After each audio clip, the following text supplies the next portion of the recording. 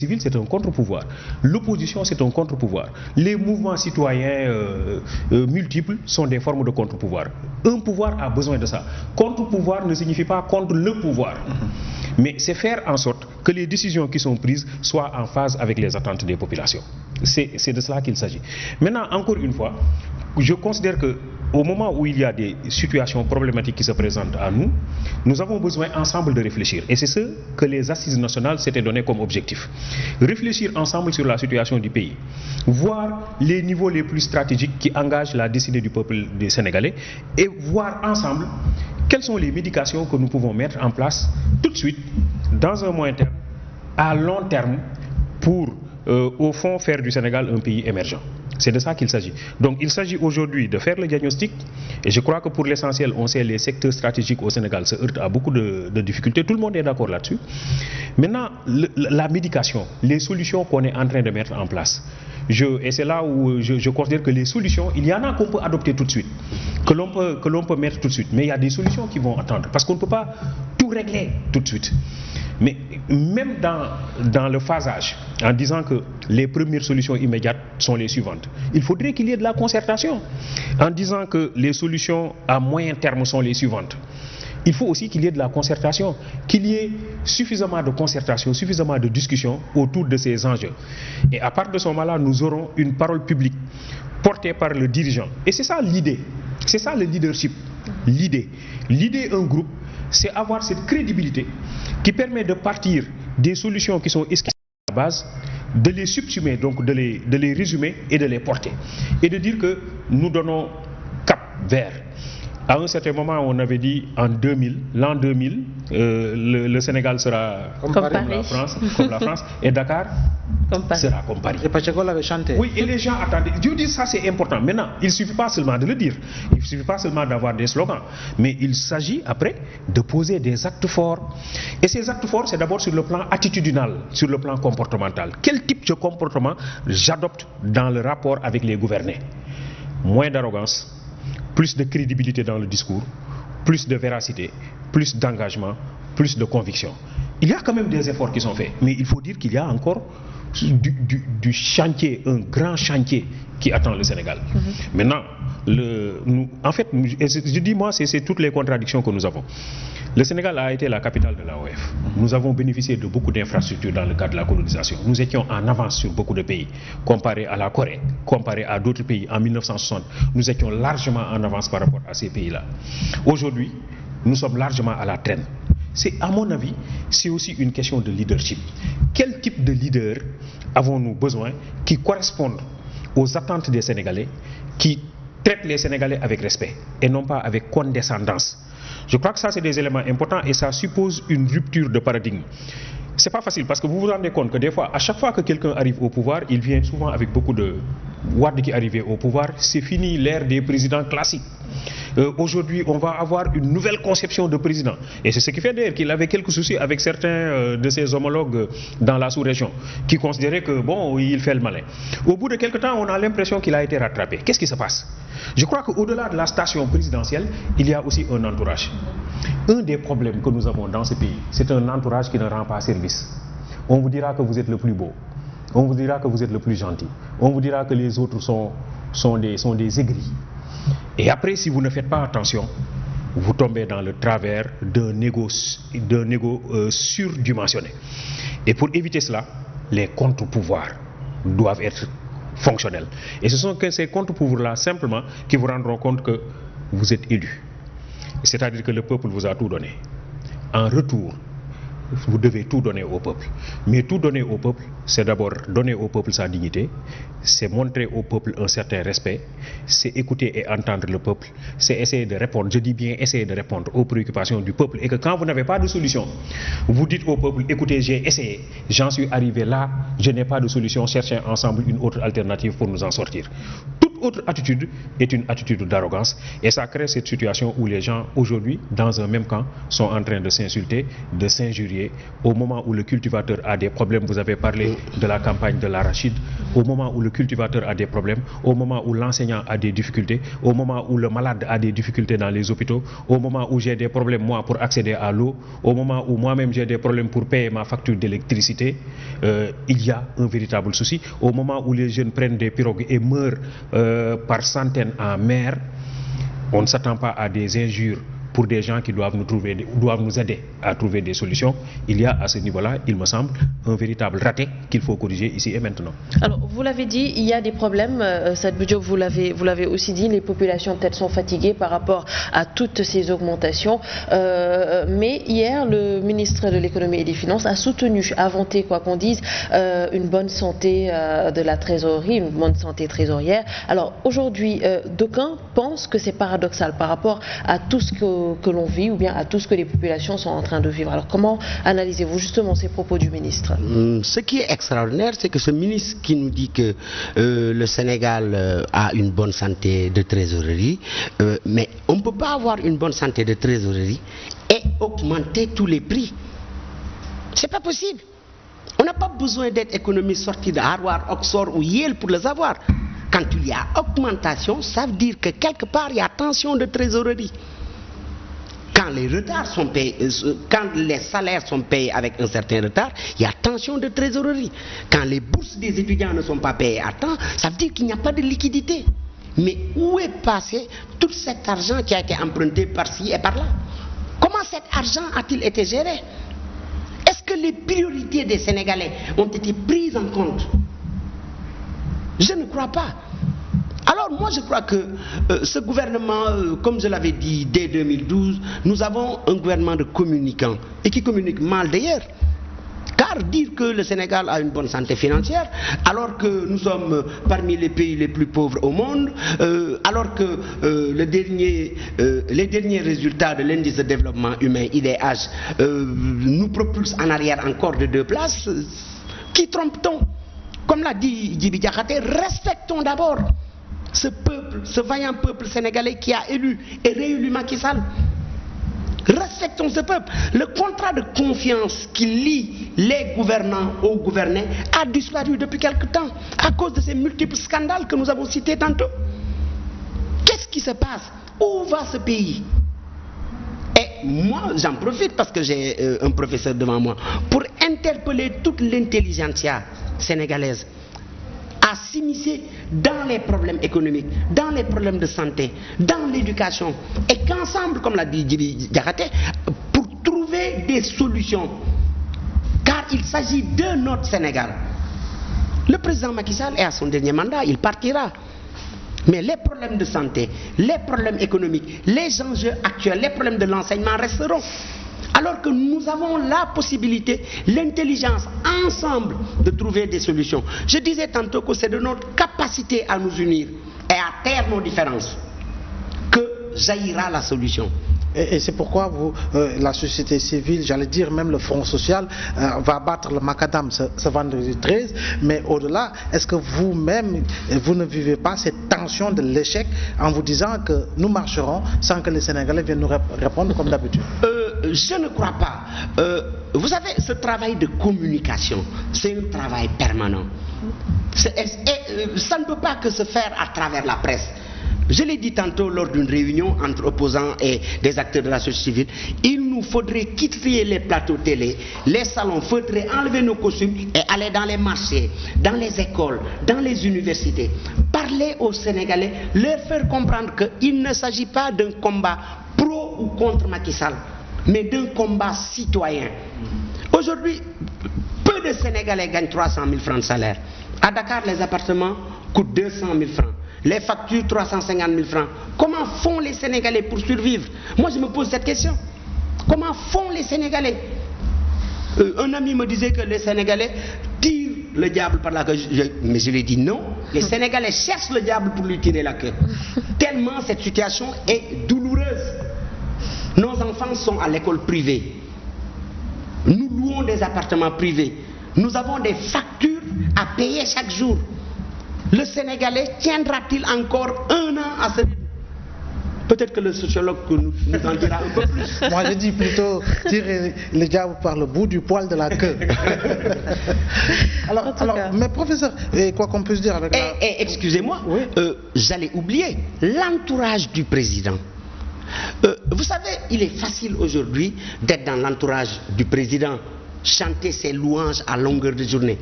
Mais à un moment, il faudrait que cet entourage s'arrête et lui dise la vérité, que rien ne va, monsieur le président, dans ce pays. Quitte à perdre leur poste, parce que ça ne va pas. Et le président ne s'en rendra compte qu'après avoir perdu le pouvoir, comme l'avait perdu Wade. Wade, le 23 juin, croyait qu'il n'allait rien se passer. Il a fallu que Moussa Sy, courageux, ce député du PDS, sorte pour lui dire, monsieur le président, si nous votons la loi, nous serons tous tués. Alors, il est important que ceux qui sont dans l'entourage du président arrêtent quand même de lui chanter des louanges, mais lui dire la vérité quand même. Mais quoi qu'on puisse dire quand même, professeur, le président Macky Sall est au matin de sa réélection. Parce que c'était juste 10 mois ou 11 mois, c'était au mois de février. Donc il est au matin de sa réélection, mais avec 58,26% des suffrages valablement exprimés. Là, il a le temps de se dire, je suis réélu, je suis à 11 mois de ma réélection, donc tout va bien. Oui. En fait, ce qu'il faut voir, c'est que le président de la République, pendant la campagne électorale, il avait un seul discours.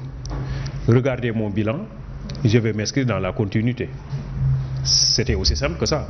Et son bilan, il le présentait à travers les infrastructures, à travers la CMU, à travers la lutte contre les abris non provisoires. Le PUDC, le PUMA, Promoville, voilà, donc etc. il a présenté un bilan de ce genre avec son groupe. Et il dit, si on le réélit, il va renforcer les acquis. Donc, on s'attend à quoi? On s'attend à des actes forts posés, allant dans le sens du renforcement des acquis, des actes forts. On s'attend à ça. Et pour cela, il a besoin d'avoir une large coalition, un large partage de ses préoccupations par les populations. Ce travail doit être fait.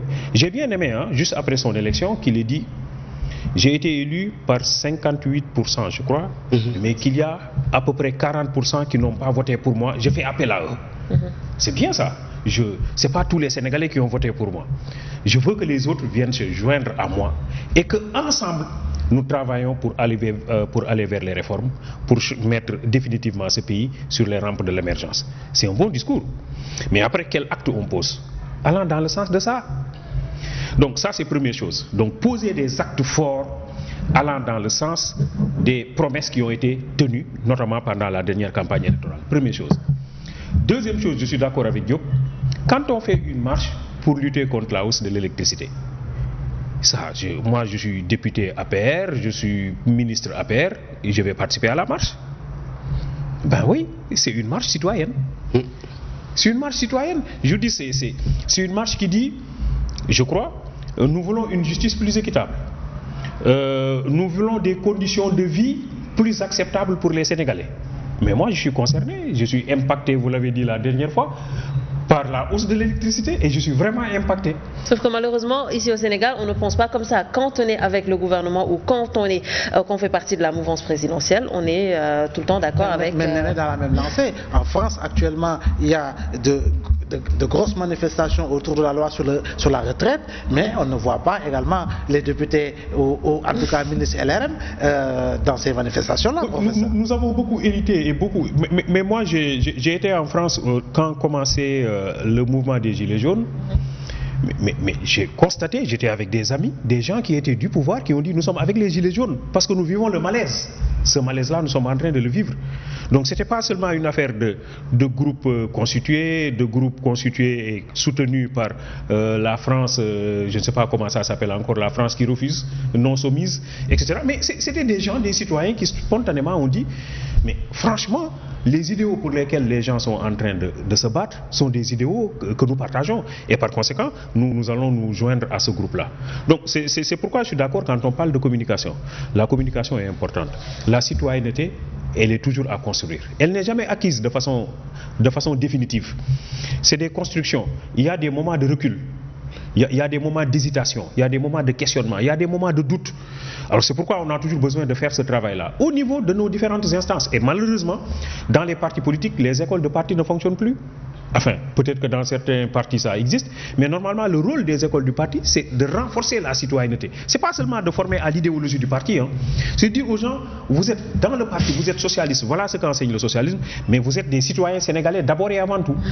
Et je crois que c'est Macky Sall qui avait lui-même théorisé la patrie avant le parti. C'est lui-même qui en parlait. C'est lui-même qui parlait de gouvernance sobre et vertueuse. Je crois que l'histoire nous invite aujourd'hui à nous poser des questions. Est-ce que les actes qui sont en train d'autres poser conduisent? J'ai vu récemment que l'OFNAC dit qu'il y a des gens qui gèrent plus de 1 milliard qui n'ont pas fait une déclaration de patrimoine. Je ne sais pas quel est le pourcentage, vous les journalistes connaissez mieux que nous. Il y a un problème à ce niveau-là. C'est ça que je veux dire. C'est que quels sont les actes forts qui sont posés allant dans le sens d'un large partage des idéaux. Ce Sénégal-là ne sera pas construit par la paire. Ce Sénégal ne sera pas construit par Benno Siggil Sénégal. Ce Sénégal ne sera pas construit par les autres mouvements. Il sera construit par les Sénégalais. Et les Sénégalais, toutes conditions confondues. Nous sommes d'égale responsabilité devant l'histoire qui engage notre pays. Que je sois cultivateur, j'ai quelque chose à apporter. Je suis menuisier, je suis mécanicien, je suis enseignant, je suis etc. Chacun de nous a un rôle à jouer. Et si l'un de nous ne joue pas son rôle, ça se répercute sur le mouvement d'ensemble. La théorie de la dynamique de groupe montre évidemment que quand on est dans un groupe, pour que des résultats soient importants, il faut que chacun joue son rôle. Il faut que chacun s'engage. Mais je crois que j'ai bien aimé cette formule de Amara Traoré quand il était l'entraîneur de football de l'équipe nationale. Il dit, j'ai pas besoin des 11 meilleurs, j'ai besoin du meilleur 11. Il y a une différence. J'ai pas besoin des 11 meilleurs, j'ai besoin du meilleur 11.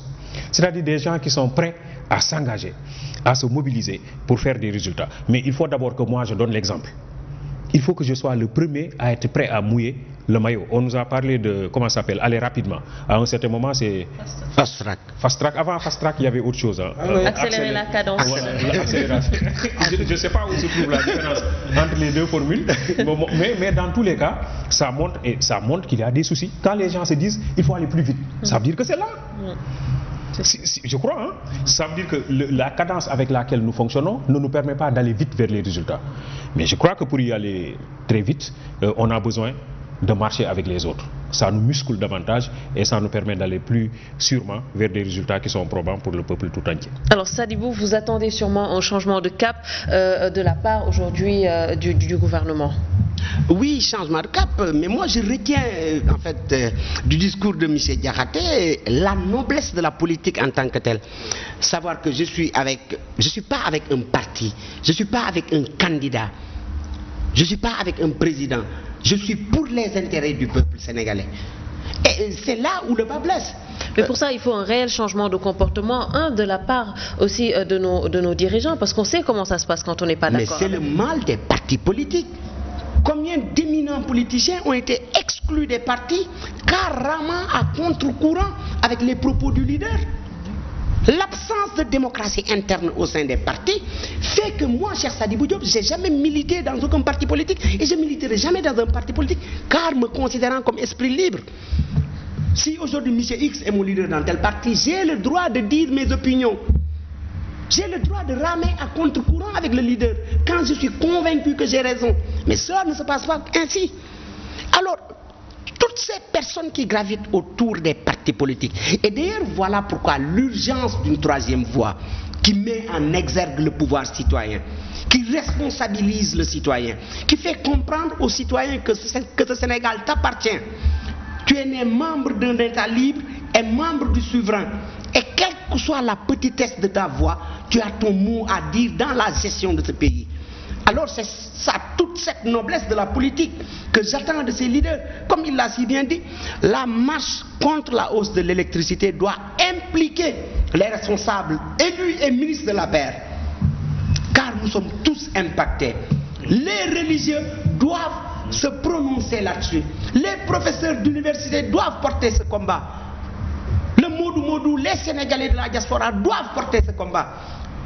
Je vais vous donner un exemple banal. Mes 4 dernières factures, j'ai quitté 83 000, 122 000, 195 000 pour atteindre 243 000, alors que je vis dans un appartement. peut-être que Dieu, alhamdoulilah, je peux payer ses factures. Mais il y a d'autres Sénégalais qui souffrent et qui n'ont pas accès aux médias pour dire leur ressenti. Le vendeur de poissons, le rangouman de Sandaga, le taximan, il n'a pas accès aux médias pour dire son ressenti. Mais les Sénégalais souffrent et le président ainsi que l'ensemble de ses collaborateurs doivent aujourd'hui s'organiser en invitant tout le monde pour que l'on trouve des solutions et que ce ne soit pas une invitation politique. Heureusement qu'à travers les médias, il y a la présence des voix sans voix. C'est nous, c'est vous, c'est toutes ces personnes qui, matin et soir, en tout cas, s'exercent devant le micro à partir de leur plume pour donner la bonne information. Mais professeur, quand on fait une observation, j'allais dire une analyse psychosociologique justement du Sénégalais, quelque part ou de manière indirecte, est-ce que le Sénégalais dans sa majorité n'est pas rendu paresseux par l'émergence justement de ces réseaux sociaux, parce que Néné voudra rester chez elle et suivre à travers Facebook, à travers un autre réseau social, la marche qu'est en train d'organiser l'opposition au Sénégal? Oui, le réseau social a ses avantages comme il a ses inconvénients, mais moi, comme je dis, c'est toujours un outil, il reste un outil. Et l'outil dépend toujours de l'utilisation qu'on a fait. On dit par exemple qu'avec les réseaux sociaux, les Sénégalais sont devenus un peu plus dangereux, un peu plus offensifs, etc. Mais je dis le réseau social n'est qu'un outil. C'est parce que cela existait déjà. Et que le réseau social n'a fait que le ressortir en réalité. Ce n'est qu'un outil, ce n'est qu'un instrument dont on se sert. En réalité, moi je crois qu'au fond, nous sommes aujourd'hui pris, si on y prend garde, dans une logique infernale de développement de l'individualisme et de l'égoïsme. L'idée que moi, je vais bricoler mes solutions et je vais m'en sortir. Et je ne pense pas aux autres. Ça, si ça gagne une société, ça constitue une véritable gangrène. Lorsque dans une société, l'individualisme se développe, l'égoïsme se développe, chacun se dit, moi je cherche à régler mes problèmes personnels, je ne pense pas aux autres, ça devient une catastrophe pour cette société. Et il me semble aujourd'hui que si on y prend garde, cet individualisme, cet égoïsme risque de se développer, y compris à l'intérieur des noyaux familiaux. Où finalement vous risquez d'avoir des logiques individualistes, chacun se disant l'essentiel est de s'en sortir. Et maintenant au niveau plus global, une logique de compétition. Je vais être le premier, je vais être, etc. Regardez bien ce qui se passe au niveau des embouteillages. Moi je regarde, j'observe un peu et je me dis, à chaque fois que vous avez un véhicule qui passe, il y a un seul individu dans le véhicule. Pas de covoiturage, pas de partage. Donc finalement, il y a quand même un véritable souci. Et que ceux-là qui devraient nous aider peut-être à revenir à ces vertus de partage, ces vertus d'entraide, de solidarité, malheureusement ceux-là même sont en train de développer des logiques individualistes de sortie de crise, je ne sais pas moi. C'est-à-dire que si vous avez le leadership religieux, le leadership politique, etc., comment les gens bricolent simplement des solutions individualistes?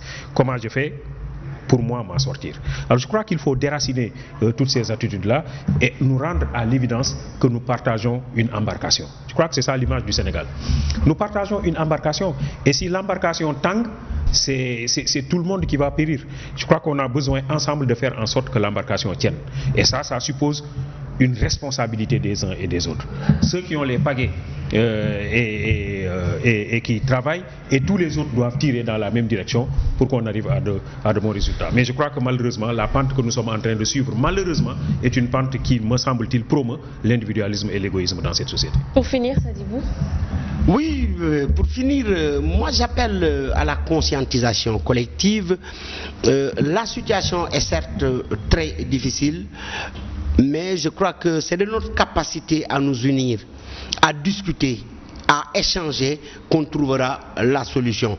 Et j'en profite pour lancer un appel aux Sénégalais à sortir massivement le 13 et à manifester pacifiquement d'une façon responsable contre la hausse de l'électricité. C'est très clair. Professeur, très rapidement? Oui, je crois que je suis en train de suivre avec beaucoup d'attention ce qui est en train d'être fait, notamment au niveau des mouvements citoyens.